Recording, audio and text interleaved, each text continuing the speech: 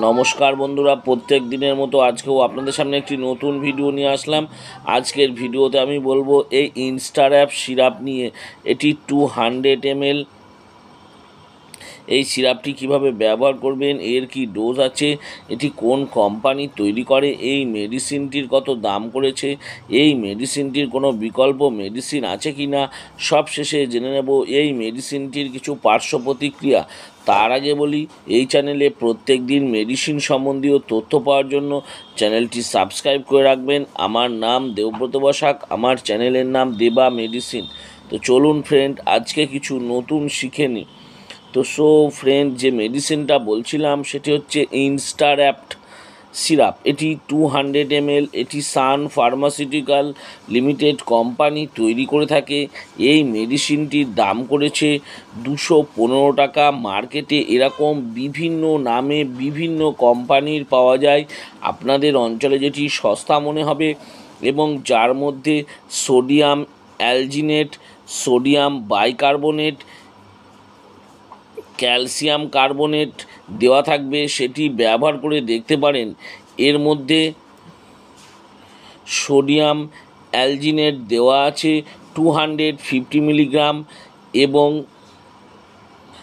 Sodium bicarbonate দেওয়া আছে 133.5 milligram per 5 ml এবং এর মধ্যে ক্যালসিয়াম কার্বনেট দেওয়া আছে 80 মিলিগ্রাম। এই কটা উপাদান দিয়ে এই মেডিসিনটি তৈরি করা হয়েছে।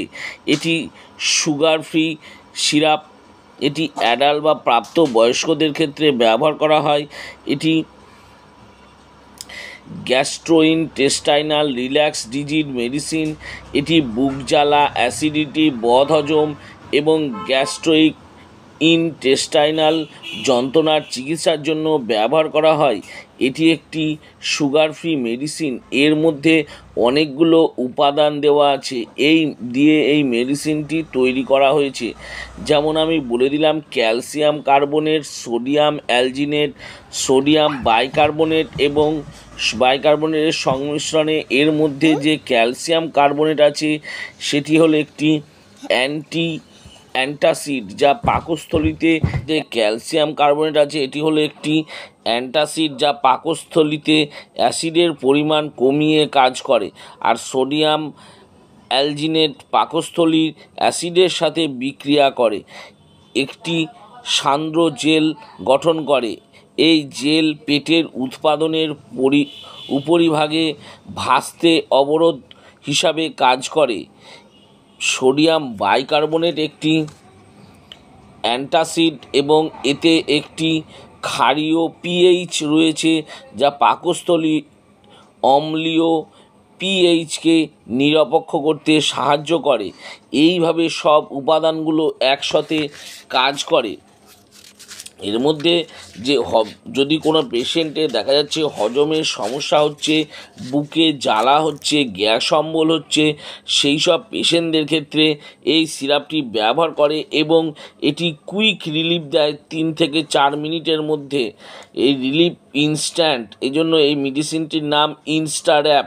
এটি 4 ঘন্টা পর্যন্ত লং টাইম থাকে এবং এটি সেফ মেডিসিন। এই মেডিসিনটি আপনারা ব্যবহার করতে পারেন। এটি প্রেগনেন্সি মহিলাদের ক্ষেত্রেও সেফ।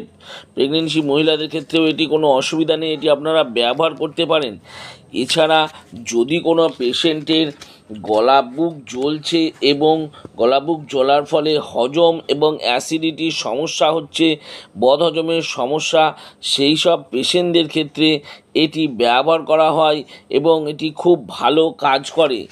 আমি যেসব ব্যবহারগুলো বললাম, হতে পারে সেগুলো ছাড়াও হয়তো ডাক্তারবাবুদের এক্সপেরিমেন্টস থেকে এই সিরাপটি ব্যবহার করে থাকেন। এবার জেনে নেব এই মেডিসিনটির ডোজ বা খাবার নিয়ম। এই মেডিসিনটি 12 বছরের নিচের বাচ্চাদেরকে ব্যবহার করা হবে না। 12 বছরের নিচের বাচ্চাদের থেকে 5 ml বা 7.5 ml করে দিনে 2 বার বা 3 বারও ব্যবহার করার জন্য ডাক্তারবাবুরা প্রেসক্রাইব করে থাকেন। সেটা পেশেন্টদের কন্ডিশনের ওপর নির্ভর করে। এর মধ্যে 5 ml দেওয়া আছে 250 মিলিগ্রাম এবং 5 ml দেওয়া আছে 133.5 মিলিগ্রাম। আর অ্যাডাল্ট বা প্রাপ্ত বয়স্কদের ক্ষেত্রে 10 ml করে দিনে 2বার বা 3বারও খাওয়ার জন্য ডাক্তারবাবুরা প্রেসক্রাইব করে থাকেন। ডাক্তারবাবু আপনাকে যতদিন ব্যবহার করার জন্য বলেছেন ততদিনই ব্যবহার করবেন, তার বেশি ব্যবহার করবেন না। এটি অবশ্যই খাবার পর ব্যবহার করবেন। সবশেষে জেনে নেব এই মেডিসিনটির কিছু পার্শ্ব প্রতিক্রিয়া, যেমন মাথা ঘোরা হতে পারে, পেটে ব্যথা হতে পারে, বমি বমি ভাব হতে পারে, গায়ে র্যাশ বেরোনো বা অ্যালার্জি হতে পারে, কোষ্ঠকাঠিন্য হতে পারে, মুখ শুকিয়ে যেতে পারে ইত্যাদি হয়ে থাকে। আমি যেসব পার্শ্ব প্রতিক্রিয়াগুলো বললাম হতে পারে, সেগুলো ছাড়াও যদি আরও অন্য কোনো সমস্যা দেখা দিয়ে থাকে তাহলে আমি বলবো এই মেডিসিনটি বন্ধ করে দেবেন এবং সঙ্গে সঙ্গে ডাক্তারবাবুর পরামর্শ নেবেন। আর এই সিরাপটি যখন ব্যবহার করবেন অবশ্যই 3বার 4বার বা 5বার হাতে তালুর ওপর ঝাঁকিয়ে নিয়ে তারপর এই সিরাপটি ব্যবহার করবেন। তো ফ্রেন্ড, এই ইনস্টার অ্যাপ সিরাপ নিয়ে ভালো করে বুঝিয়ে দিলাম। আরও কিছু জানবার থাকে নিচে কমেন্ট বক্সে কমেন্ট করে অবশ্যই জানাবেন, আমি তার উত্তর দেওয়ার চেষ্টা করব। আর আমার এই ছোট্ট ভিডিওটি যদি ভালো লেগে থাকে তাহলে অবশ্যই একটি লাইক করবেন। আর আমার চ্যানেলে যদি নতুন হয়ে থাকেন তো চ্যানেলটি অবশ্যই সাবস্ক্রাইব করে রাখবেন। আর পাশে থাকা বেল আইকনটি বা যে ঘন্টাটি আছে সেটি বাজিয়ে দেবেন, যাতে এরকম নতুন নতুন ভিডিওগুলো নোটিফিকেশনের মাধ্যমে আপনাদের কাছে খুব তাড়াতাড়ি পৌঁছে যায়। তো ফ্রেন্ড, ভিডিওটা আজকে আমি এখানেই শেষ করলাম। ভালো থাকবেন, সুস্থ থাকবেন, দেখা হচ্ছে পরের ভিডিওতে। আর আমার এই ভিডিওটি যত পারবেন শেয়ার করবেন।